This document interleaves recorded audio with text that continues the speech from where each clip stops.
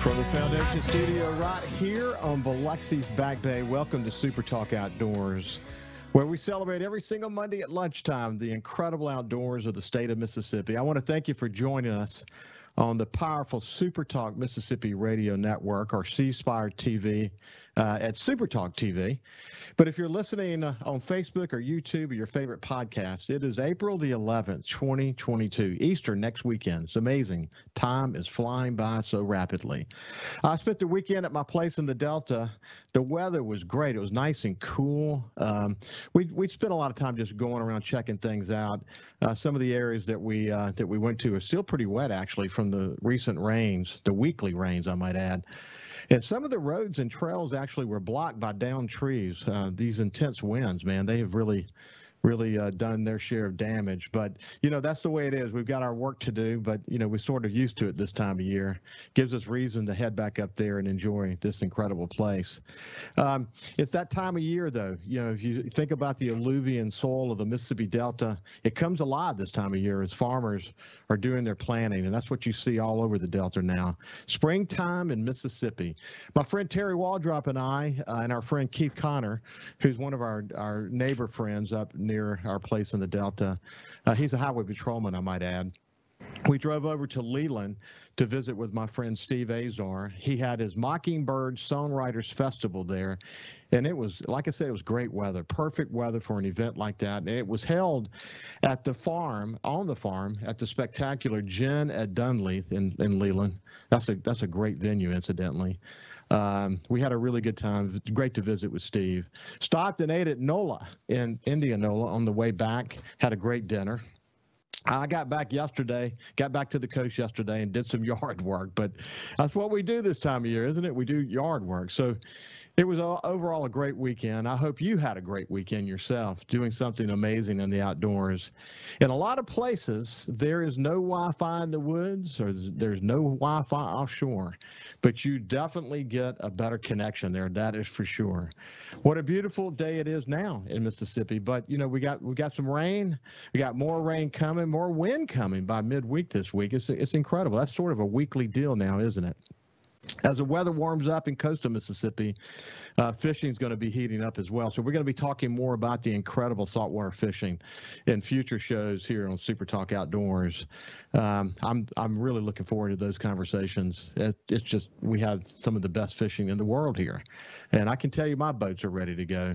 In the second half of the show, we're going to be talking about the state parks. It was a real transformational legislative session from a state parks point of view. We'll talk more about that with our guests here in the first half. So now, without any further ado, let's turn over to my friend, Lieutenant Governor of Mississippi, Delbert Hoseman, and say, good morning, Delbert. How are you? I'm doing good. We're dry here in the Capitol, although it's raining outside. I know it is. I know it is. Hey, listen, Robin Williams once said this: spring is nature's way of saying, let's party. I wondered if, every spring this time of year, coming toward the end, as you get to the end of the legislative session, is that how you feel? You feel the kind of a kinship with spring? I don't know about that. This was a pretty tough session. So we're all kind of struggling to try to review what all got done. And then, of course, we've already started on what we're going to do next year. We have a list of things that we want to get through that we didn't get through this year. Wish we'd have gotten done more one way or another. So particularly interested in the parks. I'm glad you mentioned that.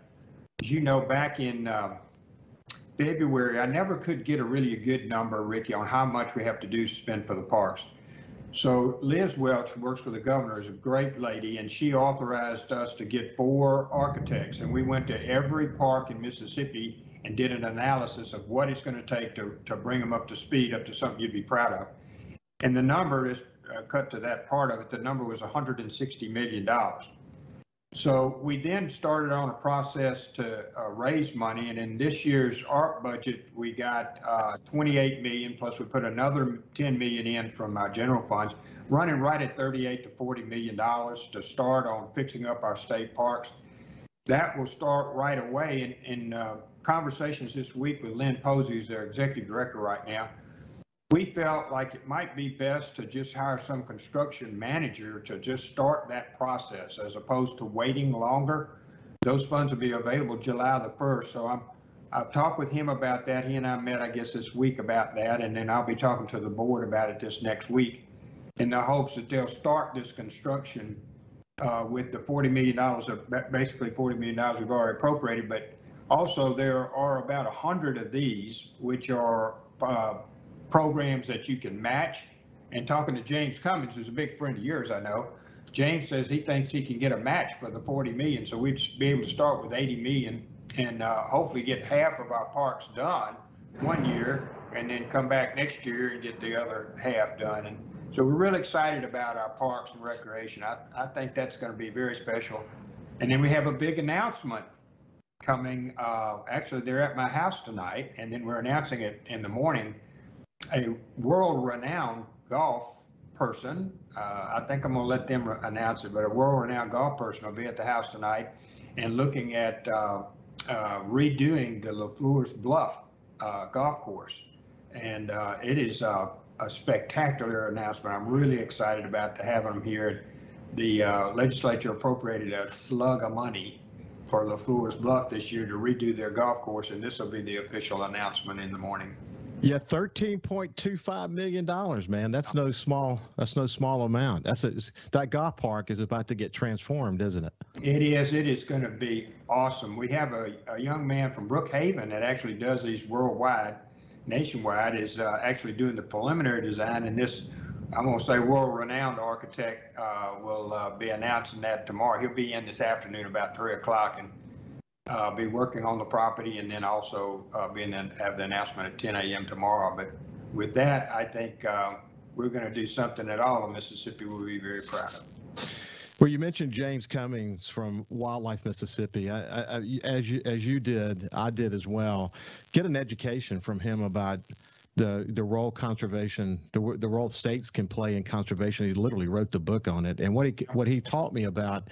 One of the reasons I was so high on this Outdoor Stewardship Fund, which we'll talk more about in the second half, our second segment, is that the amount of federal funds that you certainly saw as it related to parks, but just in general, in so many different buckets, the fact that these guys have such insights into this because what's happening across the United States now and other states, it bodes well for Mississippi as we go forward, as we get smart about how we work hard to take a dollar and make it mean a lot more. I mean, there are some significant funds out there, aren't there? Yeah, there are literally billions of dollars. And after I went over with James, this is a list. I'm going to send it to you, by the way. I'm publishing this today. James said it was okay to do so, and it's broken down on who can apply and whatnot. I'll send you a copy for putting on your website. I know so many conservation people look at it as well. But you'll see that so much of this is now available for not only the states, but individual private landowners. Yes. Can apply for this. And it's not just the CRP and the WRP, the things that we've known before, but there are all kind of energy programs and watershed rehabilitation programs.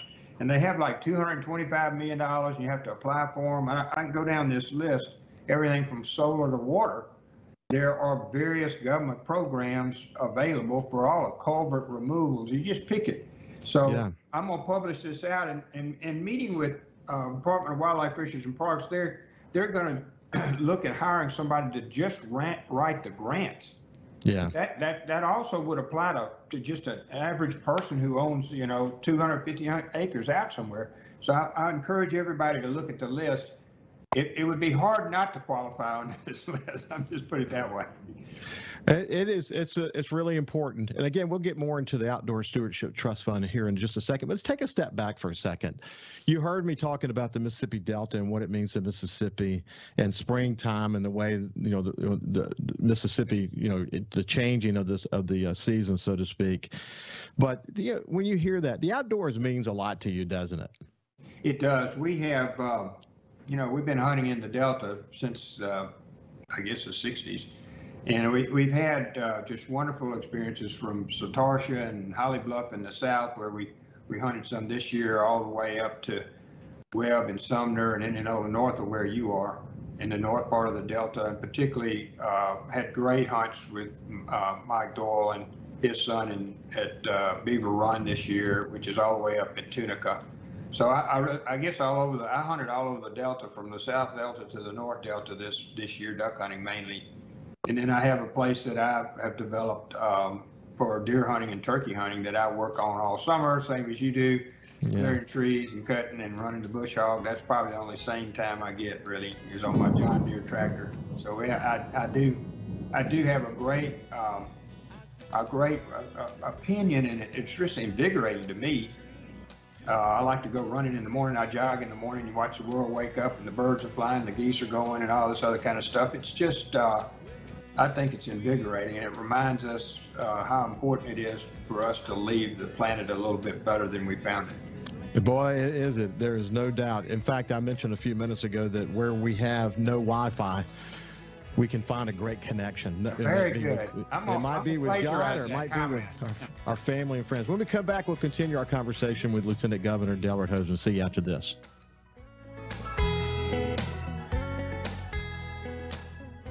Today,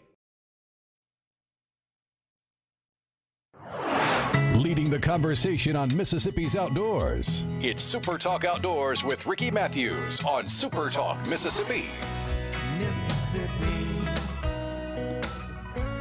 Welcome back to Super Talk Outdoors. I'm thrilled and honored to have the Lieutenant Governor from Mississippi, Delbert Hoseman, with me today. And when we went to break, we were just sort of sharing our love of the outdoors and this fact that when you don't have Wi-Fi, you can still find a great connection. That is really so true, though, isn't it? It is. I think I'm going to plagiarize that comment. That was very well said. I do. It allows you to visit and watch what God created, and then see the progress. If you plant, I like to plant trees and stuff, and you watch them grow, and you do the things. I plant for ducks. We put up stuff for ducks and that kind of thing, and watch that grow and get ready for the season. It's all pretty magical to me. It is to me too, man. It really is. I said about this session this year, and you and I talked about it early on, that it was going to be one of the most consequential sessions we've dealt with in a long time, with all these incredible, important issues, the amount of money, the state's doing well financially. Then you had all this federal money that related to COVID that was coming down. A lot of different ideas about how to proceed, but at the end of the day, that's the democratic process. That's the way it works. It's democracy in action. Sometimes can be tough to watch, but it is that slowness of the process is the way we keep from making big mistakes. But it was a consequential session, wasn't it? It was. I don't think there's ever been one that I have read about or have lived during my lifetime that was as consequential as this one. We did everything from the state song to medical marijuana. We did everything from equal pay to the largest increase for teachers ever, $250 million since I started. We did roads and bridges all over Mississippi, $3 billion. We did county roads and bridges, another $100 million. We did child protective services. We did mental health, just critical, everything you can think of that you could bring before a public body, pretty much came this year.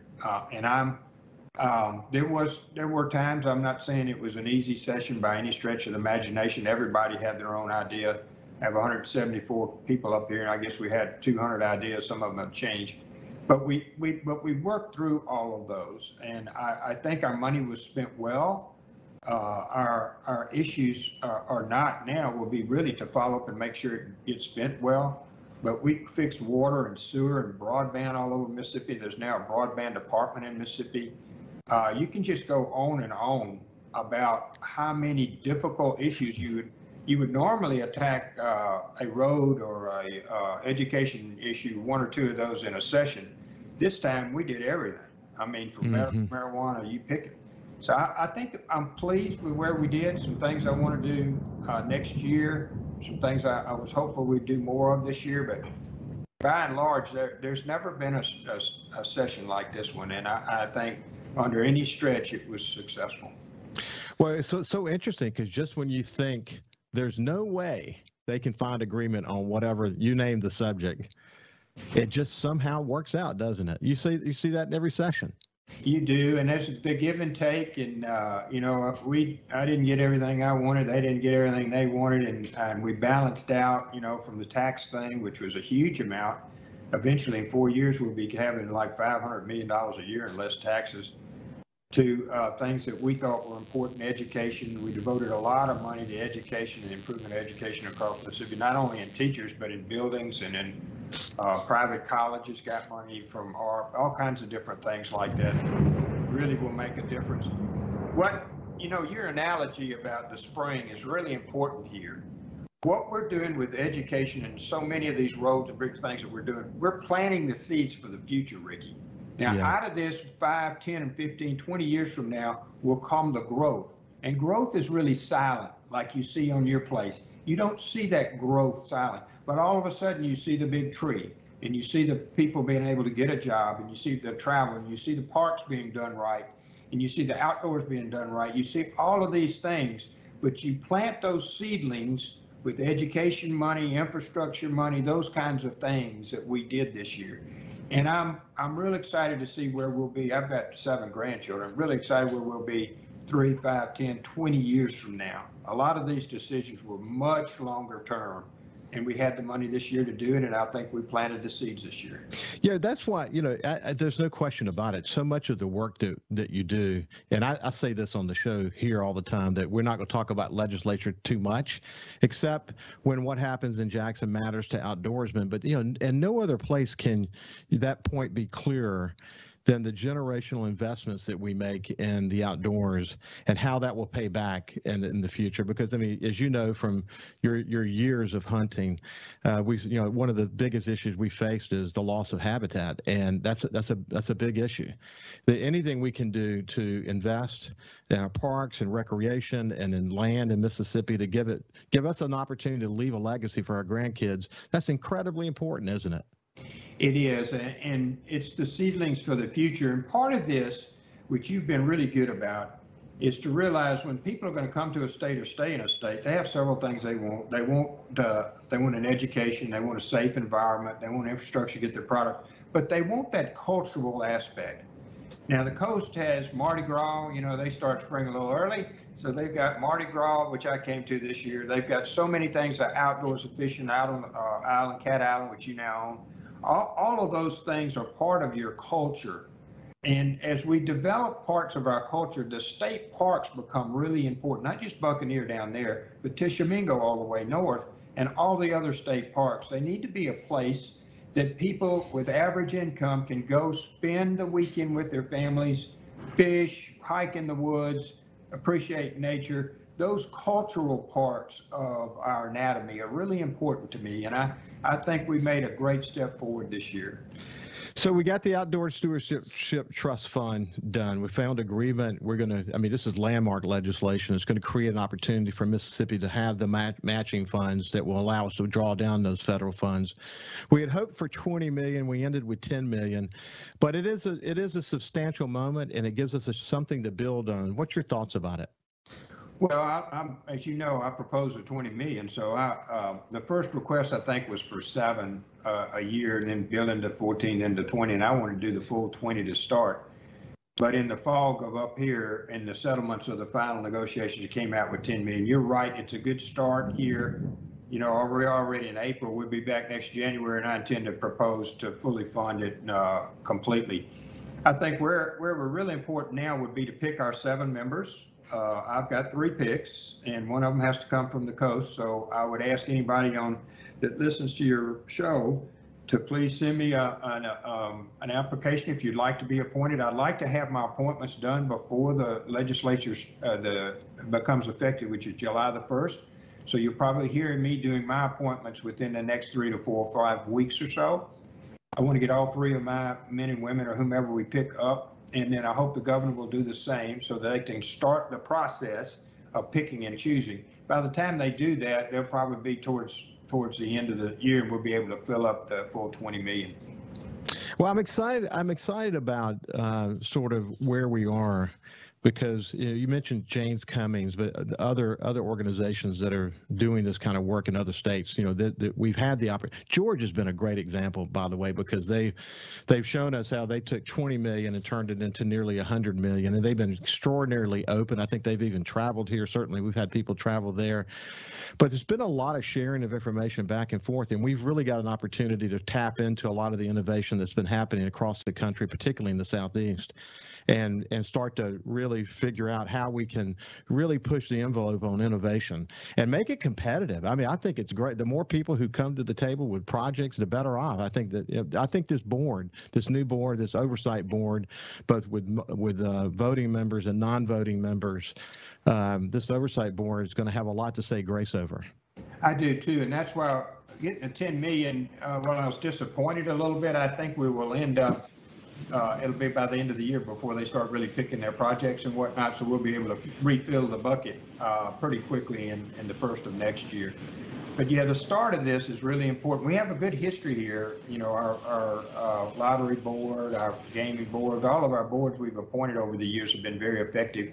I'm particularly interested in this. I plan to go to some of the meetings personally. I want to make sure that they're getting the full support of the state government when they go forward in picking these projects. And, if we're a little bit short one year, we want to make sure we put in enough where they can do what they need to do.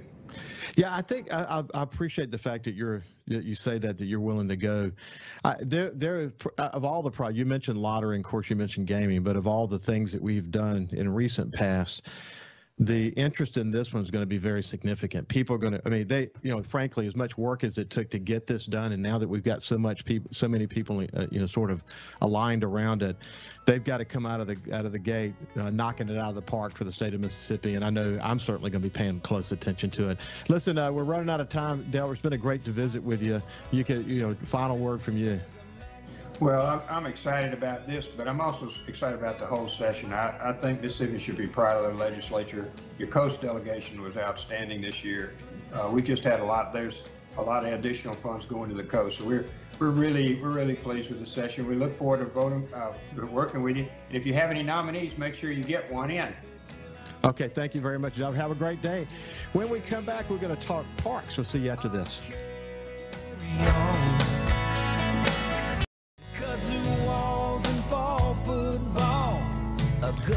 Welcome back to Super Talk Outdoors. I really enjoyed that conversation with Lieutenant Governor Delbert Hoseman. Man, what an incredible session that was. And at the end of the day, as he pointed out, we would have liked to have gotten 20 as the first year for the Outdoor Stewardship Trust Fund, but 10 is a great start. It puts the wheels in motion, and next year's legislative session, we can get alignment around fully funding it, because the reality is that we're leaving currently about $40 million on the table, if you just look at it on average what other states are getting.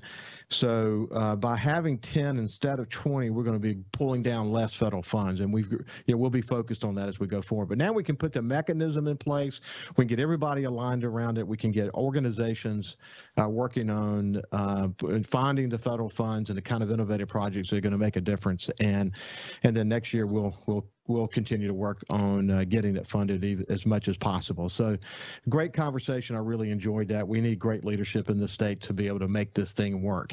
So now let's shift gears. I want to move over to my friends Brian Ferguson and Angel Ronke. And they are with the Department of Wildlife, Fisheries, and Parks. Angel actually works at LaFleur's Bluff. We'll talk a little bit more about what her job is in just a second. And Brian is Deputy Director. So anyway, how you guys doing this morning? Doing well.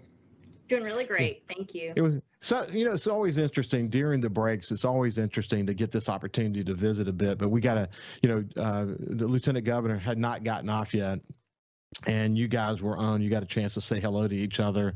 It was, he's obviously incredibly interested in parks. The legislature did well by the parks this year, didn't it, Brian? Absolutely, did a great job. This is one year I think that we've done we did a great job this year, having a lot of communication. I think the Lieutenant Governor had a lot of great questions, and I think for the most part, we were very pleased with what they've done this year for state parks. So, Brian, when we went to the session, most people sort of know that, at least people who go to parks on a regular basis, there was some work we needed to do to bring them up to not just standard, but make them something that everyone can be proud of. And so the opportunity to come out of the gate spending nearly $40 million on state parks. And, my sense is there's going to be that kind of commitment for subsequent years as we, continue to put the focus on, if you really want to enjoy, the public land opportunities in this state are just incredible. But if you want to enjoy them, the state's going to be your partner and be committed to helping bring them up to just not just standard, but above standard. You think about, as the Lieutenant Governor mentioned a few minutes ago, Angel, we can't speak to what's going to get announced in the next day or so as it relates to a golf partner for the golf park at LaFleur's Bluff. But you got to be excited about that. $13.25 million. That's no small investment. Yes, sir. It is. It's truly just transformational, not only for this complex, for our museums, the museum district, our agency, and for our state, for all of our state parks. And this is just like a catalyst to getting things rolling. And so we're really excited. Angel, so you're not from here. You're from upstate New York. What brought you here? Yes, sir. My husband got a job for Mississippi State Extension out in Raymond, and he said, we're going to go to Mississippi for 2 years. And I said, really? Okay. Well, so we came down, and I saw the museum, and I was like, the only way that I am going to move there is if I get a job there at that museum and work for Wildlife, Fisheries, and Parks. And so here we've been 16 years later. We're here. We're here for good. Well, we chatted a little bit about this during the break, but when people think of upstate New York, they don't, in their minds, they might have a picture of big buildings like New York City and whatever, but there's a lot of similarities to the culture and the people there than to the people in Mississippi, isn't there? Yes, sir. Lots of dairy farms and very similar to Mississippi, just the weather's a little bit different. Yeah, that is for sure. The weather is completely different in a lot of ways. Hey, Brian, where are you from? I'm from the Mississippi Delta, born and raised, so I've been here all my life. Where in the Delta? A small town called Glen Allen, Mississippi, about 15 miles south of Greenville, Mississippi. Yeah, I'm familiar with it because we've got a place in Mentor City. Okay. And we have another place. I released 3 farms: one in Shula, one between Greenwood and Blackhawk, and then one in Mentor City. And we duck hunt and deer hunt, and just love being in the Delta. When you get Delta in your blood, man, it's hard to get it out, isn't it? Very hard. I love it. So, Deputy Director, tell me what a Deputy Director of the Department of Wildlife, Fisheries, and Parks, what your responsibility is. So I'm on mostly on the administrative side. So I manage all of our IT services, accounting services, our license sales, and so generally the administrative functions of the agency. Yeah, we've had an opportunity to chat about that on the show with various guests, but the fact is the pandemic taught people they could enjoy the outdoors and be safe in the outdoors. In your area of responsibility, you saw people increasing in numbers in terms of their enjoyment of the outdoors, didn't you? Absolutely. License sales went up. Our parks have done great. And I think this is a great opportunity for us to start working in parks because more people have realized that our state parks are beautiful locations. And I think they realized that they needed some work too, but this has been a great opportunity for us to just kind of enhance our opportunities to create outdoor recreation opportunities for people in the state and people who visit the state. So it was actually hard to keep up with. It was almost a full-time job to track all these bills. Some of them passed, some of them didn't, but for the most part, there was tremendous agreement between the House and the Senate that big investments needed to be made in parks. Mm-hmm. And to be someone who's sort of staked your career on this part of our world, it had to give you a warm feeling to see so much alignment around the need to invest money. Absolutely. We were a little, nervous coming into this session. This is definitely has been one of the most intense sessions that I remember. But, very pleased at the outcome. The communication that we had in both houses and including the Lieutenant Governor has been, I think, just was tremendous this year. And you can tell a lot of them had a lot of interest in focusing on state parks and the agency as a whole. So I think everybody did a great job. Yeah, I had the Speaker of the House on last week and members of his team, and of course, Lieutenant Governor this week. Yeah, there's a lot of alignment around this, and You know, I mean, I think, first of all, when you're in a situation where the state's doing well financially and we have all this federal money that's coming down, I mentioned this on numerous on my Coast View show, and then I've mentioned it here on Super Talk Outdoors, is probably one of the most consequential sessions in a very, very long time. And that's, Lieutenant Governor spoke about that just a few minutes ago as well, that he doesn't remember there ever being a session quite like this. So much to do. I mean, I have so much respect for legislators and the leadership of the state, because, sometimes watching the democratic process, it's hard. Democracy in action sometimes is hard. People say if you like laws and sausage, don't watch them get made. But but that's actually good. That means you have a lot of voices in the conversation. You have a lot of opportunity to find, the best approach to serve the majority of the people who obviously the legislators represent us. And you end up, when you think you're not going to get there, suddenly you start getting a tremendous amount of agreement, and the process just works. It's not pretty to watch sometimes. It's impossible to keep up with sometimes.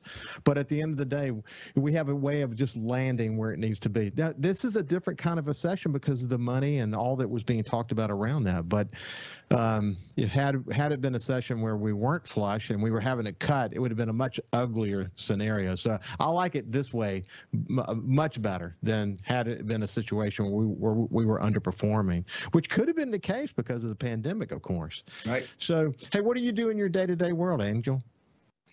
So I am the director of the LaFleur's Education and Tourism Complex. And so the complex includes the Mississippi Children's Museum, the Museum of Natural Science, and then everything in between. So we just opened up our 30,000 square foot playground in December. We've had 60,000 visitors since December. So we average about 2,000 people a weekend. It's been just incredible. So I oversee all of that. And then obviously the planning, we've got lots of phases coming. And so just construction meetings, the day-to-day, and operations. So as you know, the title sponsor for Super Talk Outdoors is the Foundation for Wildlife, Fisheries, and Parks. And I know that playground was something they felt so strongly about. But that is a world-class facility, isn't it? Yes, sir. I started that, planning that in March of the pandemic. When the pandemic began and we all went home, that's when we started planning that playground from the ground up. Every piece, turf, shade structure, color, you name it. So it was just to be in a pandemic and to have something so positive to focus on and our community to focus on, to see it being built. It was just such a positive thing for us and our community. It's so cool that we had even in the pandemic, people were focused on doing things like that. And you go and look at Mississippi and how Mississippi performed as we sort of reopened our economy. Mississippi did really well. And one of the reasons why is because we have so much for people to do, not only for the people who live here, but the people who visit here. They felt safe. They felt safe coming to Mississippi and taking part in all that we have to offer. And tourism is a big, gigantic part, whether it's a staycation or someone visiting here. It's a big part of our recovery as it relates to the pandemic. Hey, listen, when we come back, we're going to continue my conversation with two dedicated employees for the Department of Wildlife, Fisheries, and Parks, Brian Ferguson and Angel Ronke. We'll see you after this break. Mississippi to this land called home. I'll breathe Mississippi till I'm dead and gone. Just carry on. I'll carry on. Football. Welcome back to Super Talk Outdoors. As you've heard me say so many times before, when we talk about the outdoors, you certainly think about hunting and fishing, canoeing, but the truth is the outdoors includes so many other things. Anytime that anyone can get into the outdoors and just take a deep breath, of fresh air and enjoy it in so many different kinds of ways. It might be just driving through a state park and observing the spring making the place come alive. It might be canoeing. It might be going to the LaFleur's Bluff complex and just taking in the incredible number of things there is to do there. So Brian, coming over to you, I've got Brian Ferguson and Angel Ronke from the Department of Wildlife, Fisheries, and Parks, and we're just chatting about parks and the overall opportunities we have in Mississippi to enjoy being in the outdoors. Where did you came from the Delta, Brian, but did you have a love for the outdoors early in your life? I mean, of course, being in the Delta, but 80s baby too. So of course, there were no video games to be played. So outdoors is where we lived. So I grew up on a farm. So always outdoors doing things. And, I went to Mississippi State after that. So it was, just the experience of being outside has always been, growing up in the Delta is just one of the things that you do. So whole family's outdoors all the time. You grew up on a farm, and everyone I talked to on this show who grew up on a farm, they learned how to work early in their life, didn't they? Did you? 12 years old. I remember, I likely remember, it's probably before that, but I certainly remember actually waking up at 4:30 in the morning and actually having a job at 12 years old. So outdoors, farming, is what we did. Hey, let me tell you what, I didn't grow up on a farm, but my uncle, my father's brother, lived on a farm, and they raised horses and went on to raise cows and whatever. But I remember my dad said, "You're going to go spend some time with Uncle Harold this summer. You're going to have a couple of weeks up there." I said, "Great." I thought maybe that meant we get to ride the horses and whatever. So I get there, and the very next day, again, I was 12. The very next day, I said, "What are we doing today, Uncle Harold?" He said, we're going to go bale hay. And so that's what we did. And Brian, I almost died. I literally almost died. It was hot. Farming and is I'm like, this is what life on a farm is. I thought it was supposed to be this sexy, existence, but it doesn't work that way, does it? Farming is why I went to college, I think. Right. So you're shaking your head too. Angel, were you around the farm when you were growing up? Yes, sir. Yeah, I was. I grew up out in the country. I was outside from sun up to sundown, fishing and helping on a friend's farm. And, from a young age, I just wanted to have a job that, you'd be outdoors and love the outdoors. So, and it is, like Brian said, it's so important to connect children to the outdoors, because you think about our experiences as children, and there's just so many distractions these days. Like I have a 7-year-old, and he's wanting the Nintendo Switch and my phone. And so having to get them outside and, even if it is getting them to the playground or taking them fishing, it's just so important. You know what? I went through a stretch of about 10 years where I never went hunting with my two sons. I have a daughter as well. She doesn't hunt. She loves to fish. But where I didn't even touch a gun, I just wanted to be with them. And now that I'm a little bit older, every chance I get to take friends, daughters or sons hunting or fishing, I love to do that. There's nothing more important than to inspire young people. And if you're talking about the archery program that the Department of Wildlife, Fisheries, and Parks has, or any number of other programs that are involved in teaching safety and bringing kids into the outdoors, because once you hook them, Angel, you got them, don't you? Yes, sir. Yeah, my producer Cal Curley, he loves to fish with his son, and I love when Kyle and I talk about how much they enjoy being together, because it's true, with smartphones and iPads and all this electronic media today. I think the best way to sort of get a connection with your kids is to get unconnected, and Brian, you hear this all the time, don't you? Yes, I have two sons. I have a 20-year-old, and I can't believe I have a 20-year-old, but I also have a 13-year-old. So getting them outside is extremely important. And I think me and my wife focused this year is definitely on trying to get our kids outdoors. My oldest son and me, we're both military, so we spent a lot of time outdoors doing, military things, but my youngest son is struggling right now, just trying to. I think the younger the kid, the harder it is to get them out now. Just so many other things to do. So the playground has been a great opportunity. The people in Jackson and people in surrounding communities definitely need to get their kids there. This is a great opportunity for kids to just run around and play and just be outside. Yeah. We're coming to the end now, but one of the great things about doing this show is the opportunity I have to reach deep into the Department of Wildlife, Fisheries, and Parks and introduce and continue the conversations with a wide range of people who are dedicated. We're really lucky in this state that have so many dedicated people, whether it be in conservation or law enforcement, in your case, administration, all dedicated toward helping making sure that Mississippians and those who visit here have a chance to really take it all in. Hey, Angel and Brian, it's been a pleasure to visit with you this morning. I appreciate you having me. Thank you so much. Angels came here for 2 years, and 16 years later have no intention of ever going back to upstate New York. Great to see you. Hey, listen, stay safe in the outdoors. Have a great week, and we'll see you next Monday. Thank you. Mississippi.